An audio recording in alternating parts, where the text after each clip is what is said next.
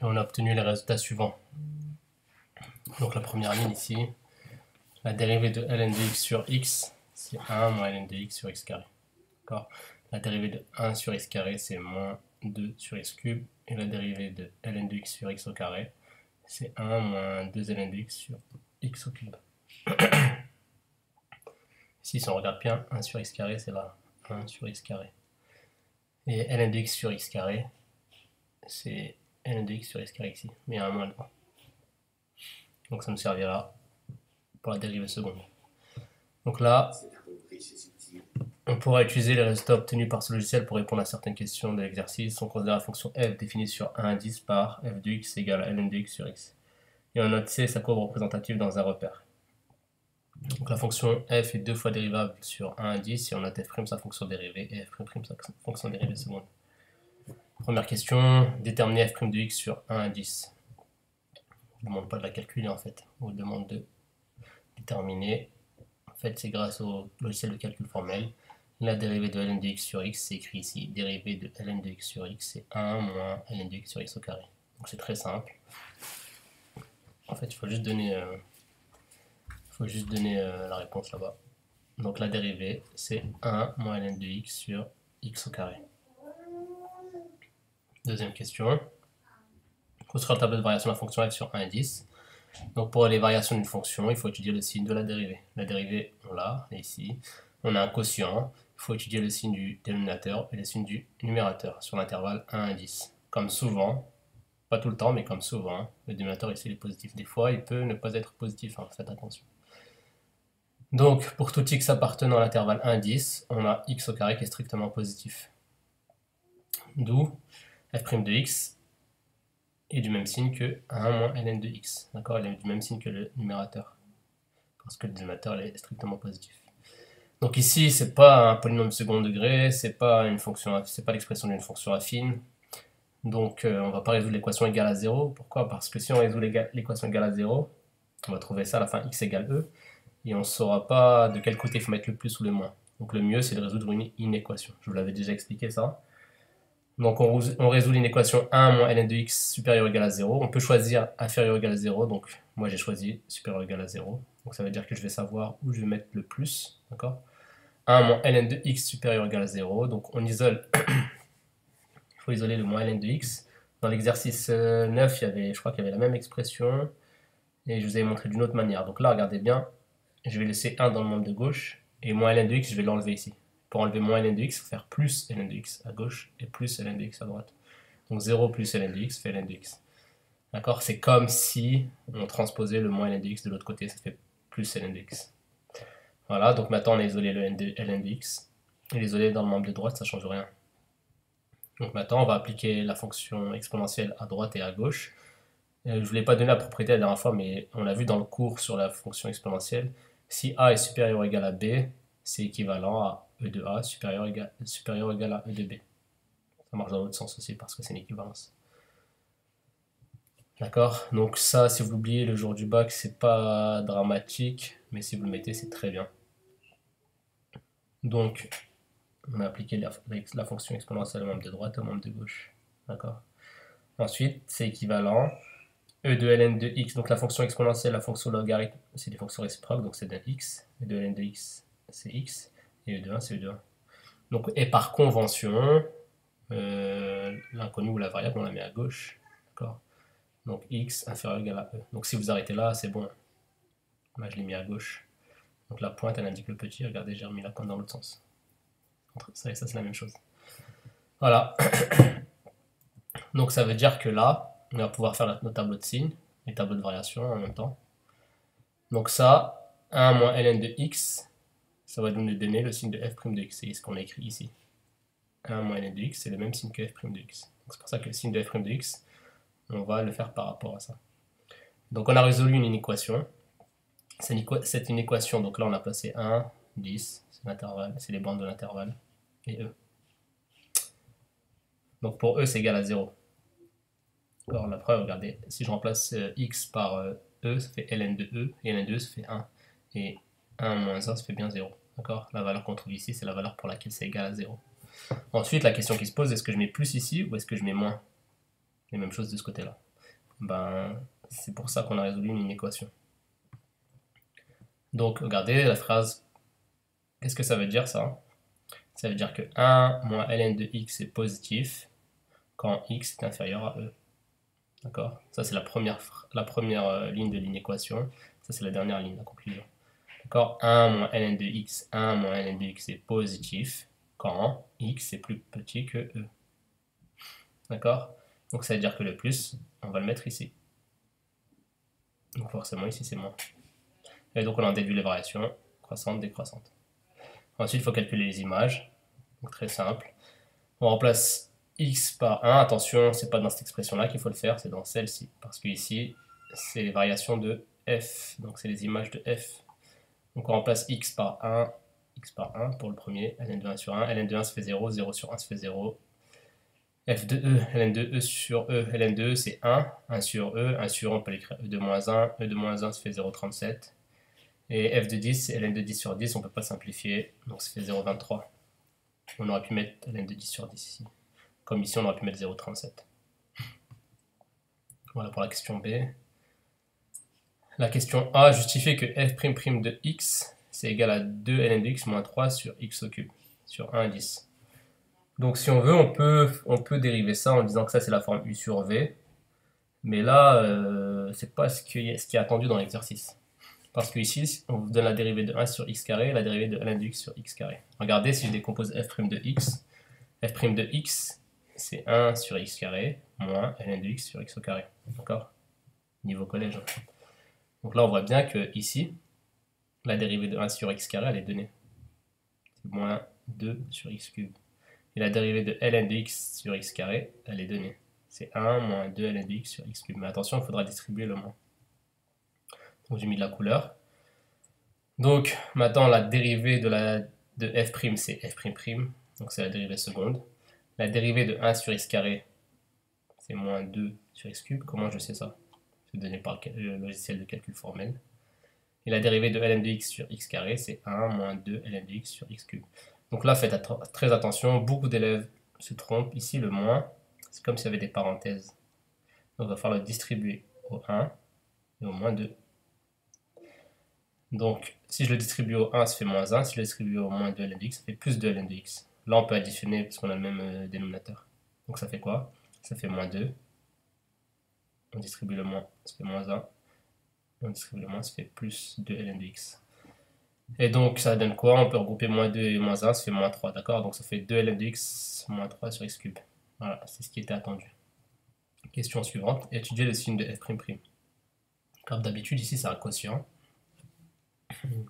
On va étudier le signe du numérateur et le signe du dénominateur.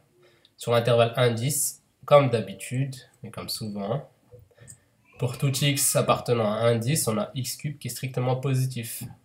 Donc le fait que x cube soit strictement positif, il ne va pas influer sur le signe de f''. Donc f'' est du même signe que 2 ln de x moins 3. 2 f'' de x est du même signe que 2 ln de x moins 3. Donc on va résoudre encore une inéquation. Moi, j'aurai toujours plus grand ou égal à 0, mais vous pouvez faire inférieur ou égal à 0. Donc, en résolvant ça, on fait de la même manière. On va isoler... on va isoler... Il y a une étape qui a sauté. Bref, c'est pas grave. On va isoler le ln de x. En isolant le ln de x ici. Attendez, je vais faire ça.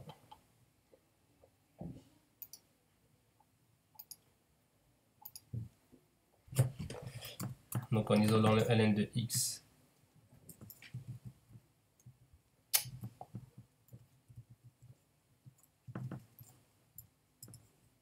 ah zut.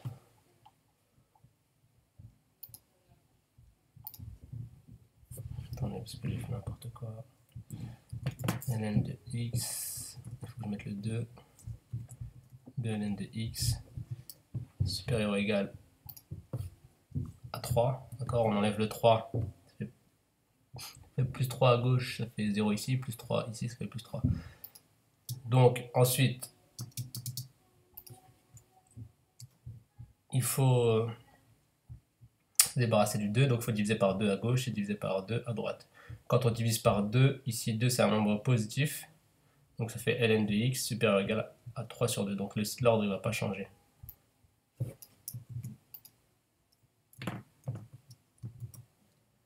Donc ici l'ordre ne va pas changer.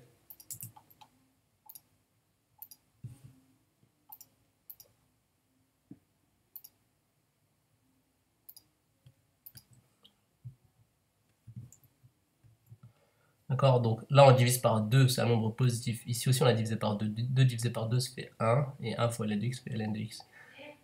Et donc ça fait 3 sur 2.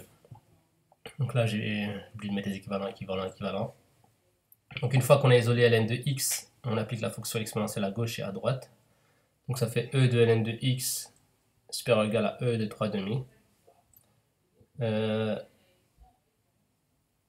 Donc e de ln de x fait x, et e de 3 demi c'est e de 3 demi. E de 3 demi c'est environ 4,48. Ensuite, maintenant on peut faire le tableau de signes.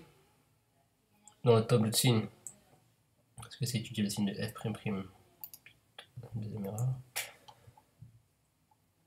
Donc 2 ln de x moins 3 est supérieur ou égal à 0 quand x est supérieur ou égal à e de 3 demi. Donc comme d'habitude, donc mon tableau est prêt. En faisant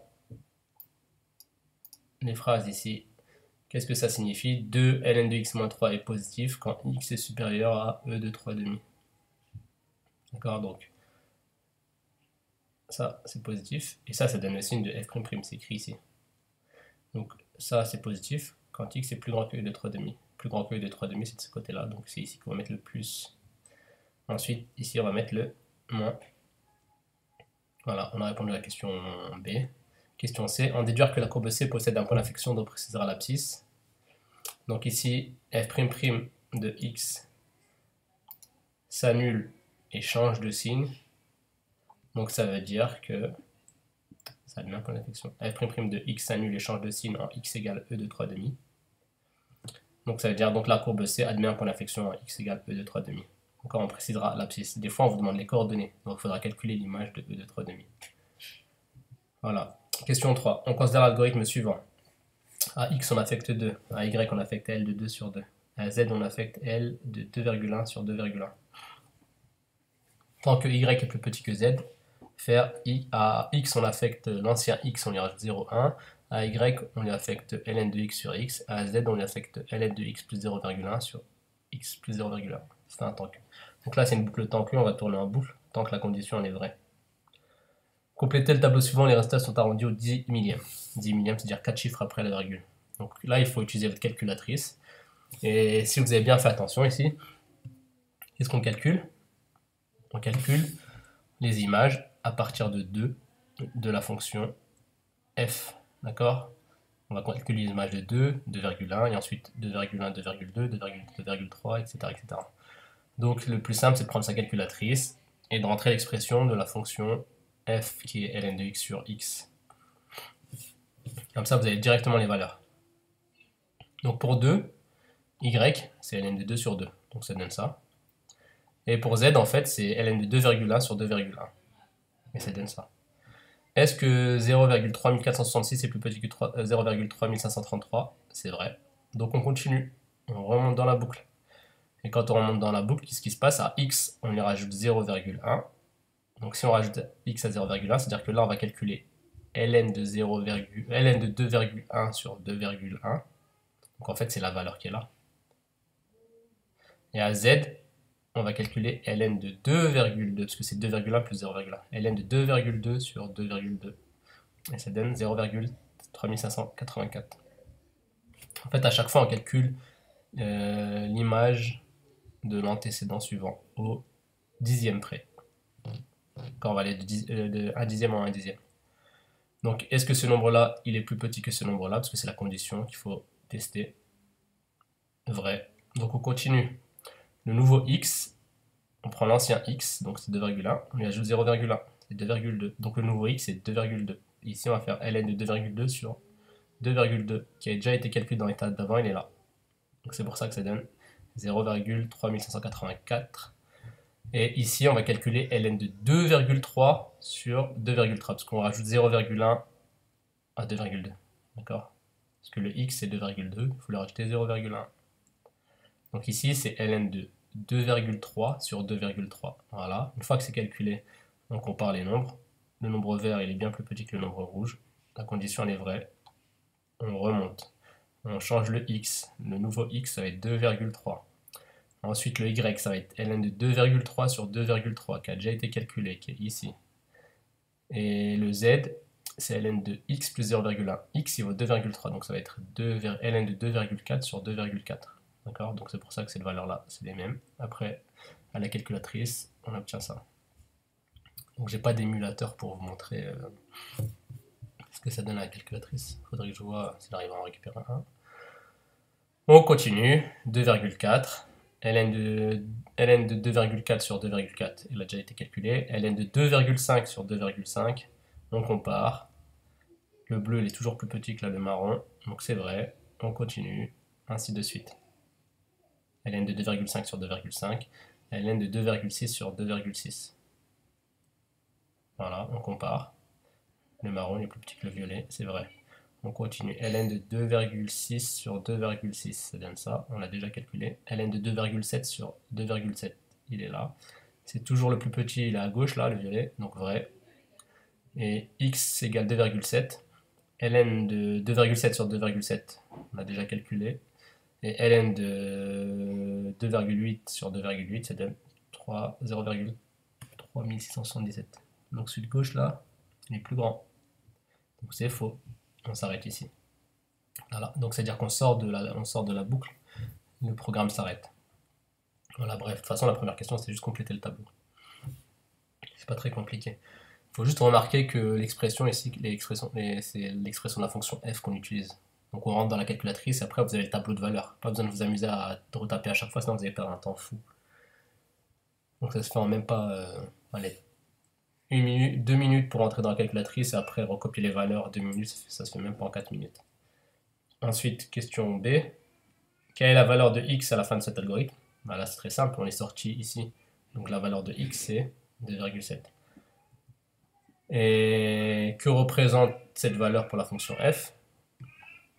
Ici, en fait, si vous n'avez pas compris, là, c'est les x à partir de 2. Donc regardez, ici, 2, c'est là. E, c'est environ 2,718. Donc en fait, ici, là, c'est 2. Et à chaque fois, on a calculé les images 2, 2,1, 2,2. Et vous voyez que les images, normalement, elles sont de plus en plus grandes. Et à un moment donné, ça va redevenir... L'image suivante, elle va devenir plus petite. Ça veut dire qu'on a atteint le maximum.